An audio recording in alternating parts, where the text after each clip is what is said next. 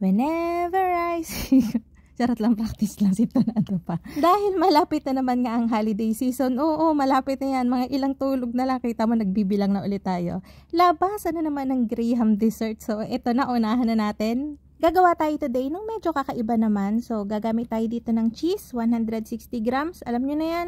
Siyempre, Eden. Kakaskasin lang natin yan para mabilis natin siyang matunaw mamaya. And dito sa isang saucepan, patay pa yung apoy. Meron akong 4 na pirasong egg yolks.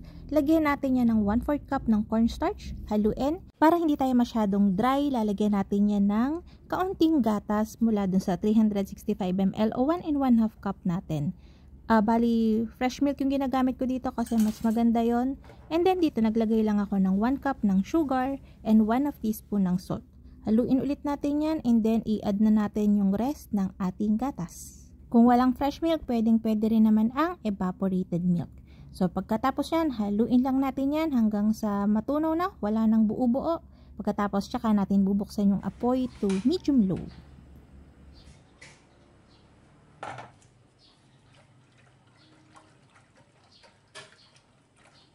Dire-diretso lang yung halo hanggang sa ilalim ng saucepan para hindi tayo masunugan. And then mga in a few minutes, mga 5 to 6, lalapot na yan.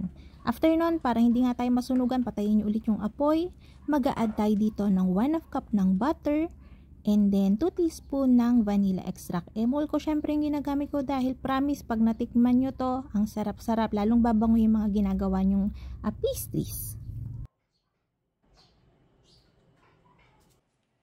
Pagkahalo natin sa mga yan, ilalagay na rin natin dito yung ating kinayod. Tama ba? Ginirate natin na cheese kanina. After nun, buksan na natin ulit yung apoy to medium low and then haluin natin yan hanggang sa parang tunaw na yung ating mga keso.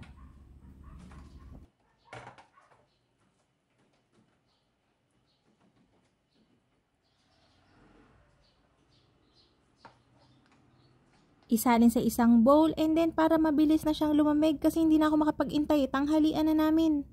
And dapat sasakto to sa dessert. Nilagay ko na rin kagad dito yung ating all-purpose cream.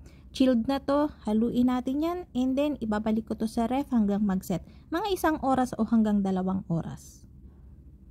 Kung ayaw nyo naman ng cheese, kasi umay na umay ka na yung kaldereta nyo, may keso, yung fritada nyo, may keso. Di ba ganun pagka Pasko, laging may mga keso yung mga potahe.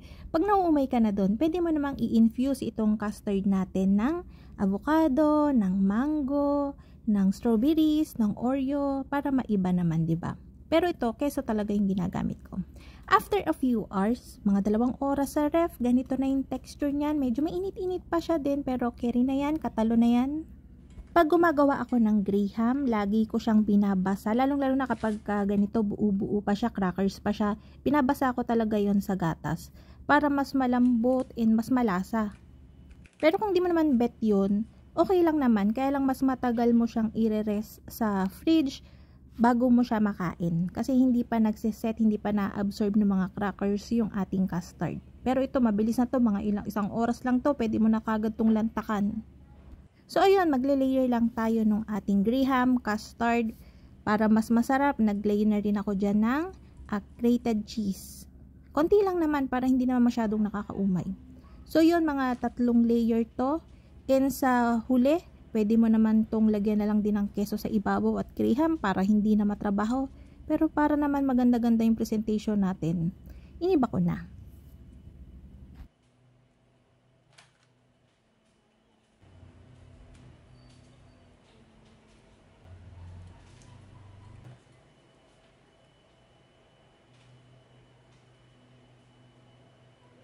Pagkatapos mo mag-layer, i-rest muna natin to sa fridge na mga 1 oras. Lagyan ng cling wrap ha kasi pwede pa rin mag-crust yung ating custard sa ibabaw.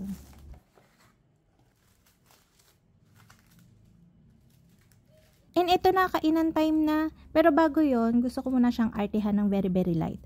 Dito, nagbubudbud lang ako ng asukal. Manipis lang naman, hindi naman yung tipong magkakadiabetes tayo. Manipis na manipis lang, hindi nga to lulutongin kasi ayoko din na masyadong matamis. And then kung meron kayong blowtorch, di gamitin nyo na para naman hindi sayang lang, hindi lang nakatabi.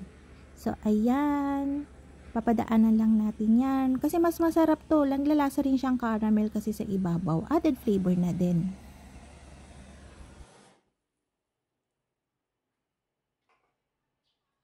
O, diba? Panibagong dessert na naman na pwede mong dalhin sa mga potluck o kaya ihanda sa mga handaan kapag mga parating na holiday. So, ayun.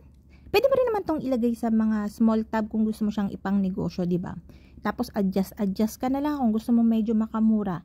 So, ayun na nga mga kalutong tinapay. Sana ay nagustuhan niyo ating video for today. Magkita-kita tayong muli.